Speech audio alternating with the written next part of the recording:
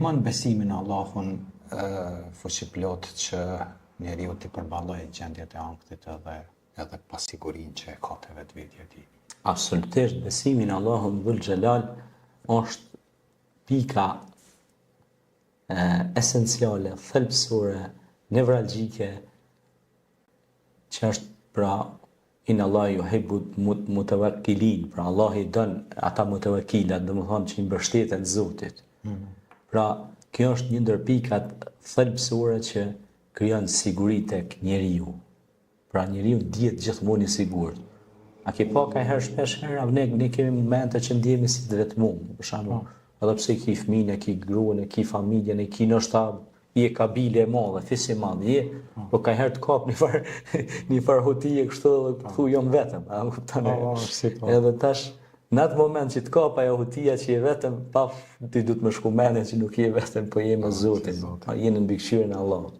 E këto mas mirë ti na kujton ajeti kuranor në surën Duha, kur Muhamedi a.s. mendoi se ishte një kohë gjatë që nuk i zbritishin ajetet Kuranit edhe zbriti surja Duha. Dhe i tha, Zoti yt nuk të ka lënë as nuk të ka braktisur. Pra i zbriti Muhamedit a.s. pra për me i tregu që Allahu nuk të ka braktis. Pse është një kohë që nuk të kanë ardhur ajete, nuk do thotë që Zoti ty të ka braktis, subhanallah. Pra për me i dhënë atij kurajo në misionin e tij për të arritur sukses në përhapjen e fjalës dhe veprës së mirë. Prandaj tevekuli, mbështetja tek Allahu, besimi dhe lidhja me krijuesin i largon gjendjet ankthioze ose gjendjet depresive, depress. Është ajo presioni, sikur ajo tenxherja se ai sahani që vlen edhe s'din ka.